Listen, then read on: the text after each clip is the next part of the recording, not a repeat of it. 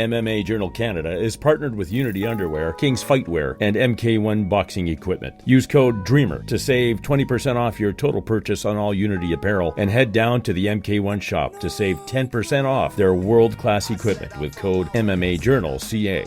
An LFA Championship doubleheader is going down in Brazil on Saturday, May 27th from the brand new CG Casabranca Sports Complex. Don't miss the action. Going down Saturday, May 27th at 9 Eastern, 6 Pacific, exclusively on UFC Fightpass. So, Laker game, a little surfing. Yeah, man, I ended up not surfing this morning. Just took it easy. Yeah, I ended up going to breakfast with my wife. I'm heading out to Brazil tomorrow, so. Very nice. Very nice. Incredible cards, incredible stuff coming out of LFA right off the bat. As usual, as you guys have been doing. So it just must feel great to be continuously putting on events and basically, yeah, like pound for pound, like for events, for the talent you guys create, it's and help form. It's awesome, man. It's really exciting. Yeah, man, I really love what we're doing. We set out to do this from the beginning, and I feel that we're accomplishing what we set out to do. You know, our goal was to be the #1 developmental organization in the world, and I feel that we are doing that. Not that I feel, we are that. 100%. Factually, we are. You know, and when you look at almost 40% of the current UFC roster are LFA alumni now. It's insane, and you know, like you coming a long way from you know, shooting passing the guard there, hey? Yeah, for sure. It's you know, even last night's show, you know, last night's event, and the main card, we had in every fight we had an LFA alumni, and in the main card we went 5-0. And even Fialho versus Buckley too, both of them, right? Facing Yes. each other. Both. Yeah, that was we call those LFA super fights. You know, that's always so fun to see. I was telling my buddy, even here, like I said, sometimes you know, the talent that's there, like I start naming the names that have come from LFA, and what? Boys, Yeah. you gotta know where this is coming from. You know, the base level fan, you know, the base level fan, they don't, and it's not the athlete's fault. I think you know, it's kind of how the media presents it if they don't get the full story. You know, because most of the time on main things, honestly, you will be lucky up here to see on the news Volkanovski winning a title, you know, on main media news outlets. Right. And now that ESPN is partnered with UFC and Fightpass growing, it's more so coming. But again, up here, like we're so far behind on combat sports. We just got sanctioned. We just had our very first national WBC Muay Thai champion crowned, amateur. So like we're miles behind, and it's just starting this year. That's, I think, every post I've made, I've said year of the fight fan, because this is the time where, you know, this law is coming. Muay Thai was brought into the Olympic Committee, so 2024, I think we'll see Muay Thai in the Olympics. The Jones come back, McGregor come back. You guys continuously pushing out new talent. It's just an incredible time for combat sports around the world. Yeah, it is, and like I said, you know, we're very happy to be what we're doing. We're happy with the expansion and that we've done internationally, and you know, this year we'll end up doing around 25 shows, you know, all around the world. Yeah, you guys did 28 last year, I think it was. That's 28. Exactly. Yeah. No, that's, yeah. It's hard to keep up, man. On not on our side. It's the fun part to keep up, just for other organizations to keep up pound for pound, continuously putting out those events, man. It's great. Yeah. Like I said, man, I just really enjoy what we're doing. And I just, you know, enjoy being able to keep, I enjoy being able to put, you know, just keep helping these guys further their career. That's the main thing. You know, I've spoken with other promoters like Tom Loeffler, the boxing promoter, Kieran Kettle, a Muay Thai promoter, for one championship. And it's not the event itself, it's helping these guys get to their point where they have that light on them for their skill, right? Like it's there's some guys too where they've put in work. I'll give you an example. the first gentleman I spoke with from one championship, Regan Ursel. He's the double champ. He's defending a Muay Thai title and a kickboxing title. And, I speak to that name with some people, and they're not aware of that name. And to be undefeated for 7 years, going 21-0, his 22nd fight in a row will be June 9th, and still hopefully. But these names where you see this talent, and Regan has 20,000 Instagram followers. Yet you see, I'll give you an example. You see and not to downplay NBA stars or anyone, but you see LeBron James eating a chicken nugget, and that makes headlines. Yet Regan Ursel has been undefeated for 7 years, and his name isn't a household name. Yeah, well, it's taken time. You have to understand when you look at when you look at mixed martial arts. I mean, mixed martial arts has technically been around for 30 years, right? I mean, that's when the UFC started back in 1993. Look where the NBA was 30 years into it. Look at where Major League Baseball was. And, sometimes these people sitting there and they talk about pay, 30 years into Major League Baseball, guys were lucky to get a free bat, a new glove, and a bus ride to the next town they're going to play in. And look at how many millionaires have came about from mixed martial arts and the UFC. So fast too, yeah, within that time. And then the business plans too, getting these guys, because they're all on the broadcasting crew, they're all part of media teams. There's opportunities for jobs everywhere for these guys too. You don't really see that as much in other organizations. No, you don't.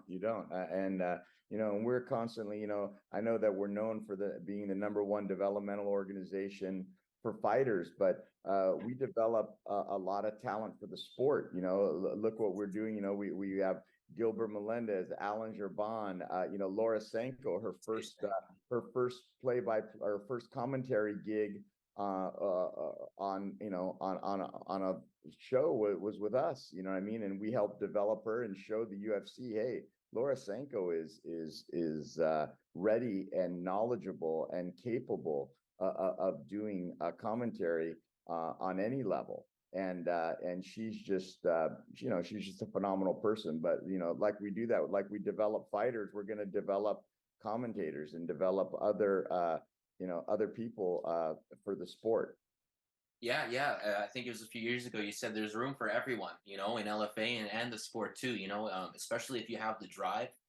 Coming up, it's been like people like to talk and they like to put like just a label on, it must have been easy, or you're in this position, but they don't see that unseen work, the unseen hours, like developing not just the talent too and helping put them out there, but the brand itself, your work managing bands, nightclubs, that kind of stuff, the clothing brand as well you had, and just like all that managing experience too. Like people think like, oh, it's Ed Soares, he worked with Anderson Silva, so everything just must have been like easy on that main page. Well, they only see the finished product, man. They only see the finished product. I can remember people used to think, oh, it must be nice. They used to see the week of Anderson's fight. They see the countdown show. They see me doing a couple of interviews for a countdown show. Then they see me walking out with them the night of the fight.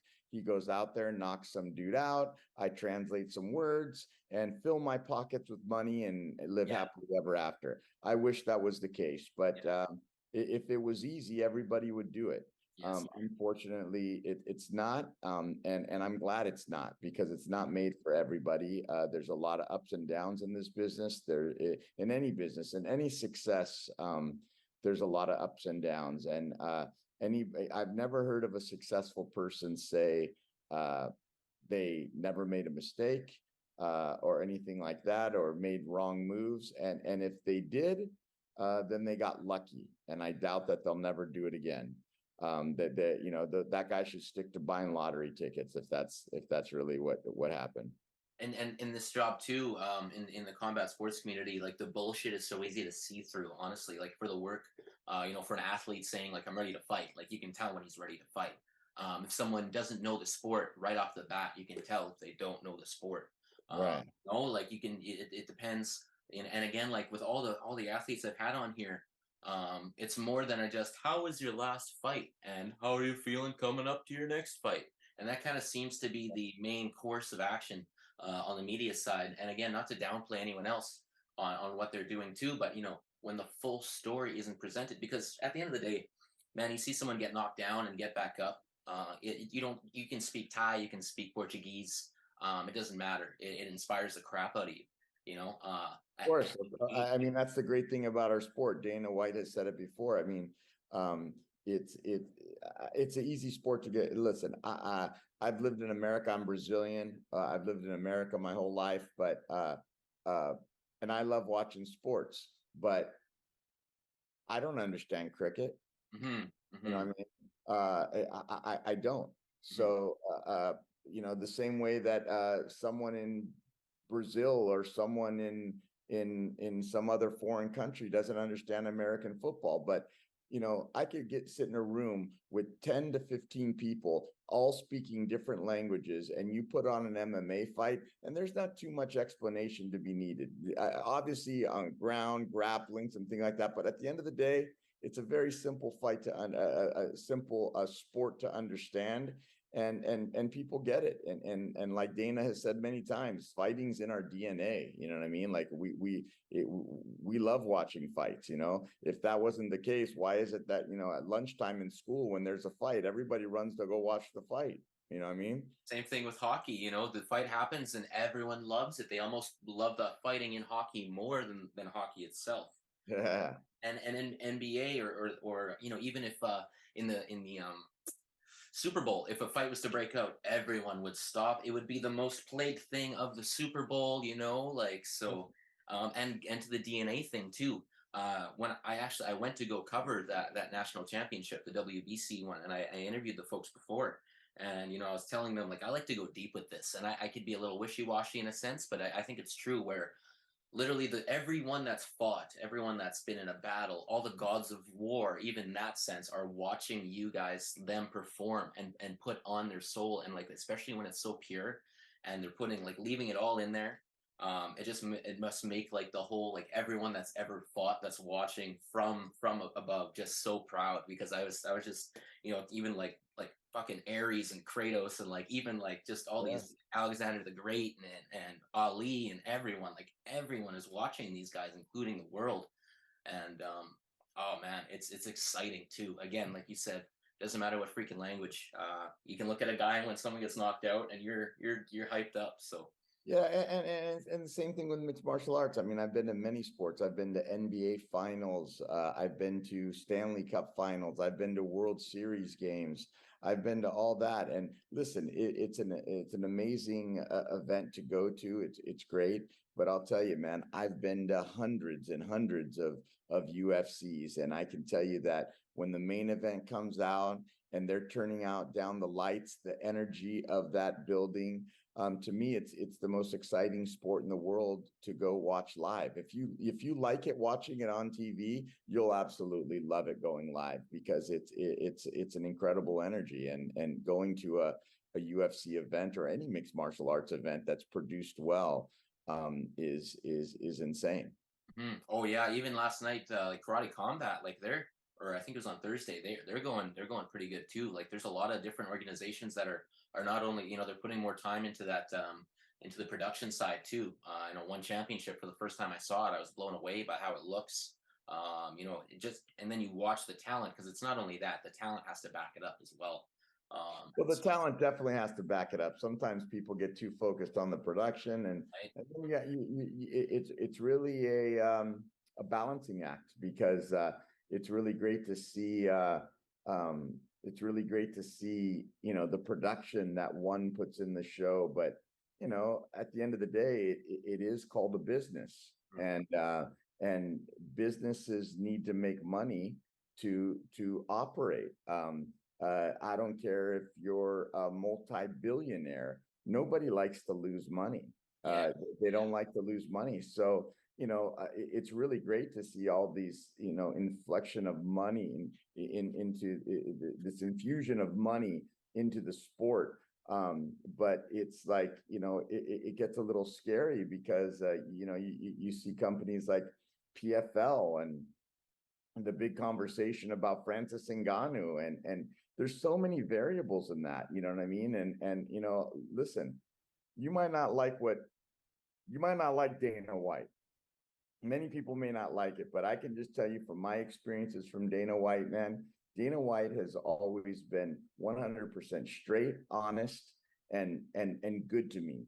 His word is as good as any contract. And I'm speaking from my experiences. I'm not speaking from, oh, I heard. No, Dana White with me has been 100% solid. And you might not always like what he has to say, but he's going to tell you what he believes and what he thinks is true, and the truth. And that's one thing that you have to, that I respect about him. And I think he brought up a lot of good points yesterday about Francis Ngannou. You know what I mean? It's like, you know, the UFC doesn't do what PFL is doing. So great that PFL is doing that, and he doesn't want to fight a champ. Yet he's fought 3 times in 3 years, and now he's going to not fight for another year. It's like, I mean, dude, like, you know, as a fighter, as a combat sports athlete, they all have expiration dates on them, and he ain't getting any younger, man. He ain't getting any younger. I know, yeah, there's true. Oh, he's getting more experience, but supposedly he's the baddest man on the planet, right? That's what he's claiming. It was one of the most Get out there and fight. It was such a like, as a fight fan too, it was such like, everyone's waiting, plateau, and then leave. You know, because you're building up to one of the greatest fights in heavyweight history too. You know, Francis's performance against Cyril Gane, you know, that made me so excited to see him against John Jones, because of how much hype, and granted hype, Cyril Gane had, moving like a middleweight, at heavyweight, and then for it to be shut down, you know, it was so underwhelming, and it wasn't a good look. But again, it's, who am I to say, right? Again, I'm the guy in the chair. What do you mean it wasn't a good look? What wasn't a good look? On Francis not being able to like make a deal and stay in UFC to get that fight with John Jones. We all want to see John Jones versus Ngannou. That's, at the end of the day, that's what we want, right? And and it didn't for us on the fight fan side, you know, again, baddest motherfucker on the planet, you should be ready, he should be there. And even now this, you know, then cross the street, why does he have to, you know, why does it have to be a cross promotion thing now? I don't, that's again, just from this perspective here. So, but again, he wanted those attachments to that company, starting with PFL Africa and all those things that came with that too.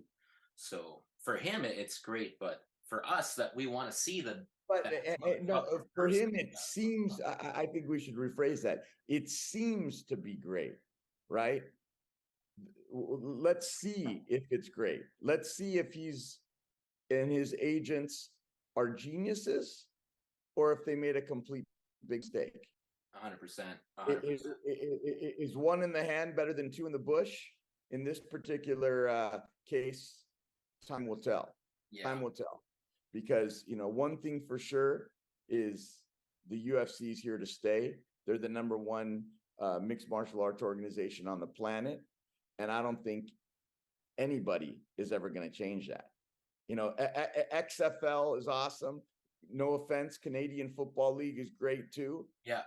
But it's not the NFL. No. And that's just the truth. I don't mean to offend anybody, but let's be realistic. And you know, going back to why the LFA was there, we built the LFA for the reason as coming from being a manager. I used to see guys fighting in a high school gymnasium in front of 500 people, and then get the opportunity 2 weeks later to step out into the Staples Center at the time in front of 17,000 people's lights, cameras. They were shell shocked. Yeah. So we wanted to create, and my goal wasn't to be the #1 mixed martial art. No, my goal was to be the #1 developmental organization in the world, because it needed it for the sport to evolve. We needed these guys, and that's why you know, one thing about the LFA, you're not going to see mismatches. You're not going to see those sorts of fights. You're going to see real fights, real competition, so these guys are being prepared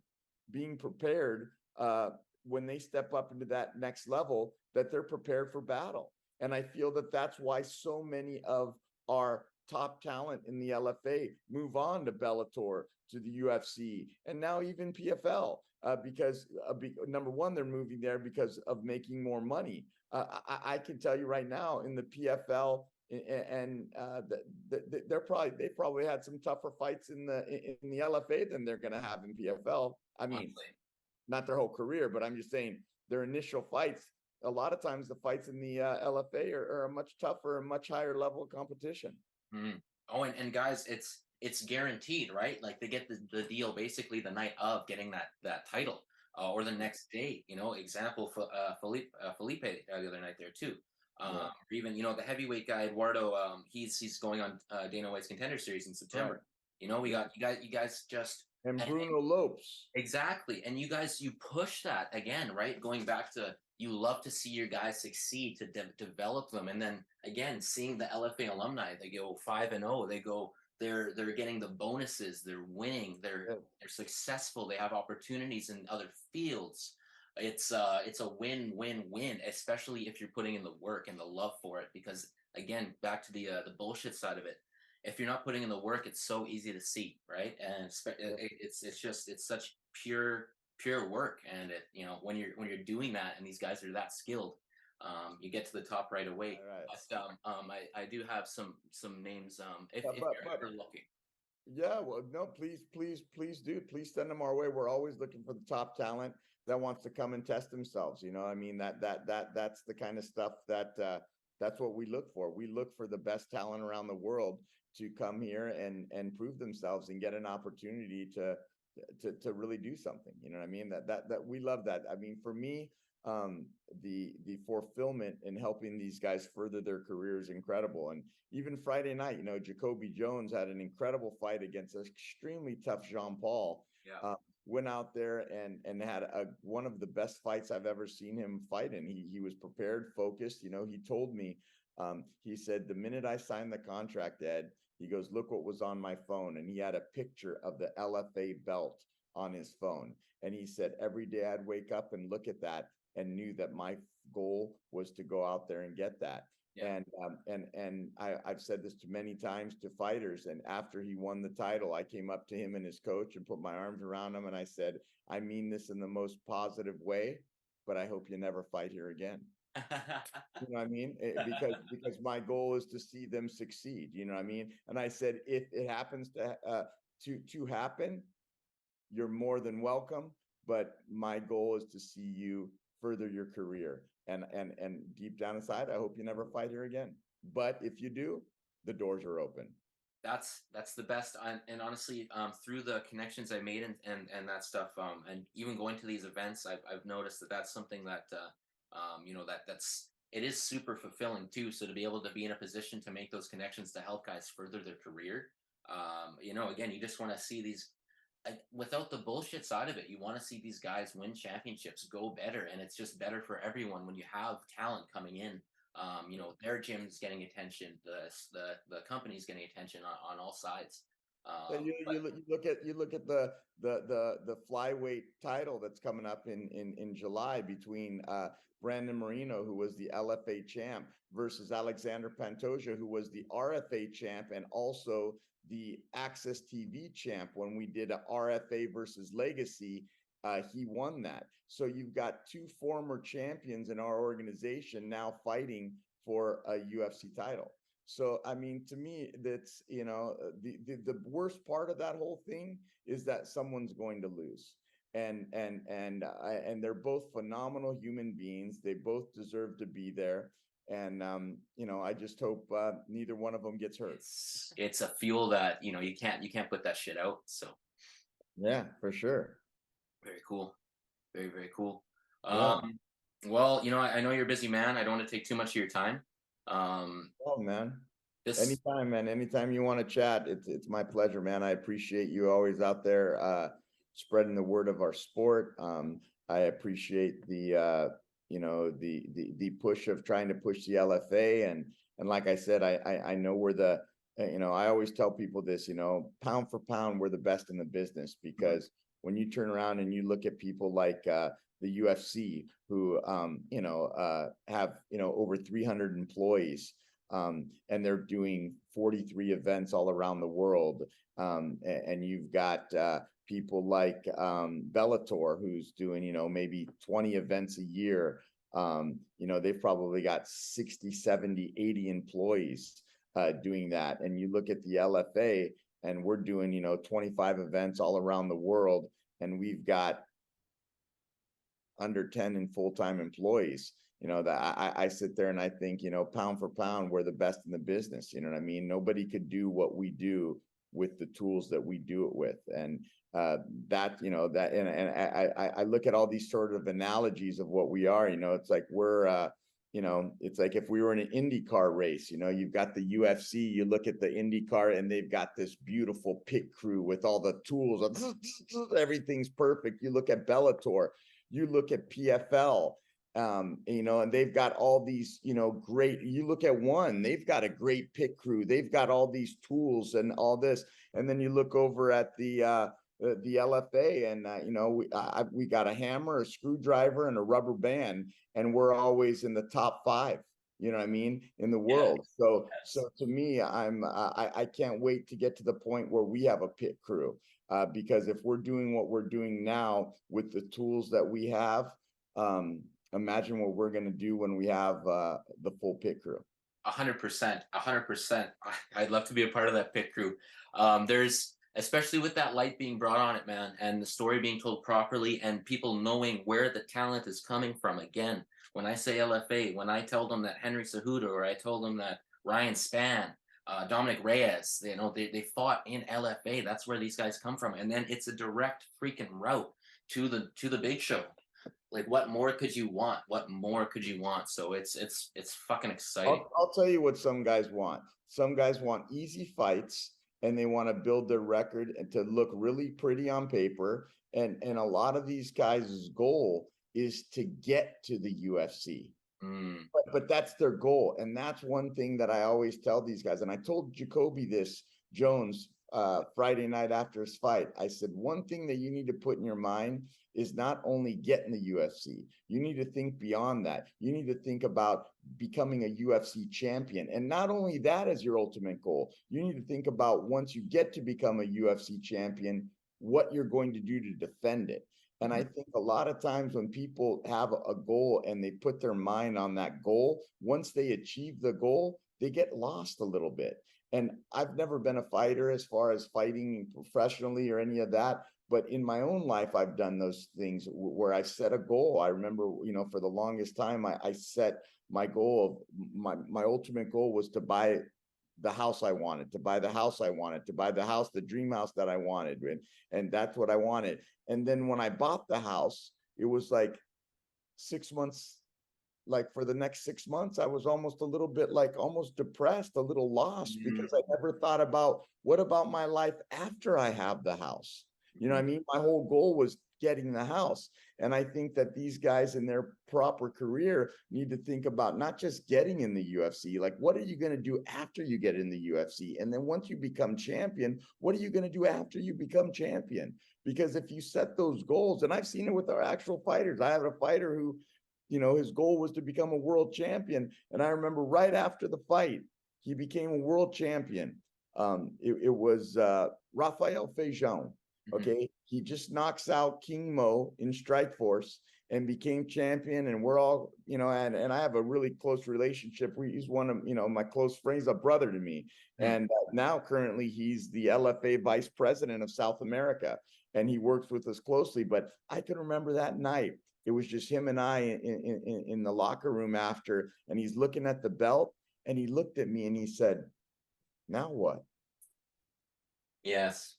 And I was like, what are you talking about? What do you mean now what? But that's why I'm saying your focus is that you never think beyond that. And it's good to be focused on that, but also don't make that your final thing. It's like, once you get it, what are you going to do? And that's why I'm saying your goal is to get in the UFC, cool. But what are you going to do when you're there? That's what matters. And people can take that and translate that into their life, like you said, for the house, whatever their title is, make sure that you're planning accordingly, so you don't just, you know, have that feeling, or be prepared for that feeling. Once you get there, you're not lost. Yeah. Okay, now what? Now what? Yeah, yeah. I Exactly. was waking up every day with the focus of chasing that dream, whether it be a car or a career or cool. Yeah, I want to be this. I want to be this. Well, once you're there, what are you going to do?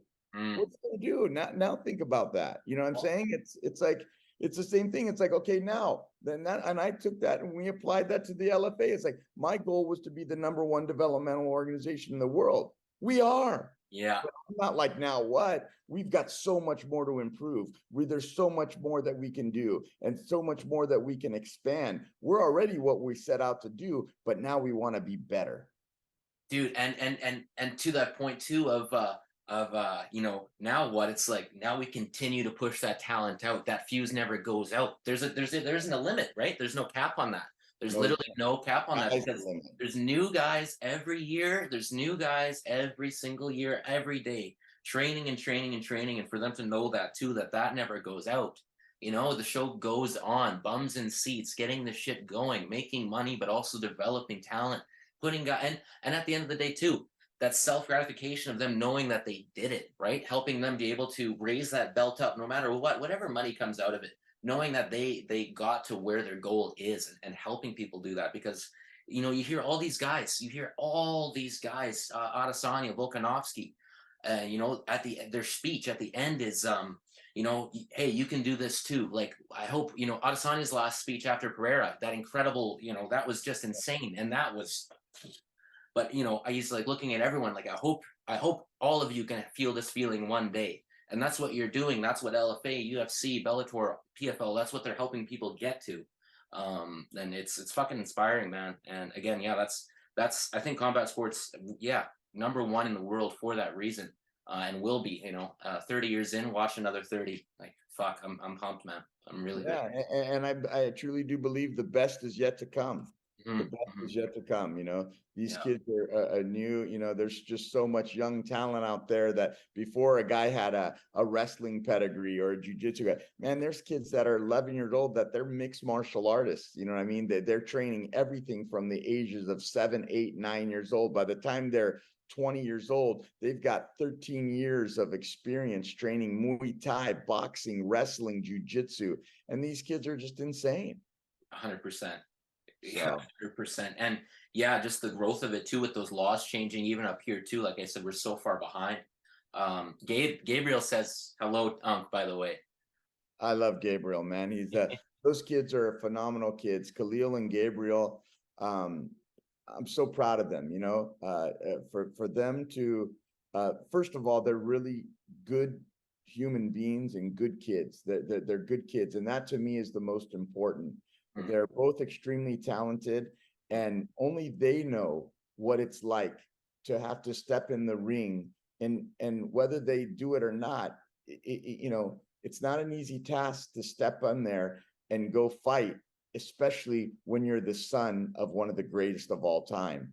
All these expectations, all these things, and you know what? These kids are phenomenal kids, phenomenal athletes, and they work hard. And I'm so proud to see the adults that they have become and are becoming.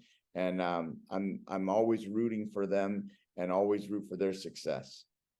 Gabe's pro boxing debut was incredible. He followed through, and that was cool how it lined up on Anderson's birthday there. I'll be in LA June 9th to cover Khalil's fight. Let me see my schedule. I will be in town. I will definitely be at Khalil's fight. Khalil is, Khalil to me is a special kid to me because, Khalil, before Anderson and his family moved to the United States, Khalil lived with me in the United States. He wanted to live in the U.S. sooner than later. Yeah. So he lived with me 6 months before his family moved here. So Wow. Khalil to me is almost like a son, I mean, I love all the whole family, but I'm just saying that Khalil, he lived here. As a matter of fact, the room I'm sitting in right now was Khalil's room when he lived here. This was his room. This was his room that he lived in right here. I'll never forget it. He used to have a big a big thing. And I used to my wife used to tell him, don't eat in the room, don't eat in the room. And he used to have this big barrel of cheese, you know, those little cheese balls. Oh yeah, yeah. He would just keep it here, and at night he would just eat it. And I go, Khalil, I'm telling you, don't eat in the room, dude. But he's just turned out to be such a phenomenal kid. And Khalil and Gabriel are just great talents, and Khalil's a talent. And I've seen Khalil do so many different things, and everything he applies himself to, he does well. Matter of fact, is it at Commerce, right? It is at Commerce. Yeah. So we're doing a show there 2 weeks after that for the LFA. Okay, beautiful. I might have to come back down for that to cover that then too. Hats off to you for what LFA is doing and the whole team at LFA and you know what's happening out of there, dude. So well, I can tell you right now, man, without my team, I wouldn't do anything. Yeah, I wouldn't be able to do anything. I said pound for pound, we're the best. You know, we're pound for pound, we're the best in the world. And our team is phenomenal. You know, every one of my partners, Sven Bean, Mark Berry, you know, everyone that works there, Melissa Henriks, who used to be with the UFC, to Ryan Bevins, to our team in Brazil, Rafael Feijão, who's been just a huge push. Like I said, I mean, I feel bad because there's so many people to name, and I don't want to leave anybody out, but our production team, just everyone. I mean, everyone that puts in, and one thing about our team is everybody loves what we do, and we're a family, and that's one thing about the LFA. Not only our team, but our everyone that fights for us. We're like a fraternity, you know what I mean? We support everyone throughout their whole career, and that's what it's about. It's like when you're fighting for the LFA, you're fighting, you're part of a fraternity, and we're going to be with you and help promote you through the rest of your career. Email, just send it on my way, or you could also send it to you know, Mark Berry, which is I'll text you. It's I'll just get MBIERI at LFA.com. So the first initial M and his last name is BIERI at LFA.com. And everyone listening right now, you know, you got any talent, go ahead and send it directly to Mark Berry. I'll make sure that every single one that is capable of that gets that contact, man. Right on. All right, brother. Bro. Really appreciate this, Ed. We'll keep in contact. Cheers, man. I'll see you in LA. Knockout of the year contender Kawe Fernandez and the long-awaited LFA debut of top heavyweight prospect Hugo Coya, who was a member of the Brazilian national team for wrestling. Don't miss the action going down Saturday, May 27th at 9 Eastern, 6 Pacific, exclusively on UFC Fightpass.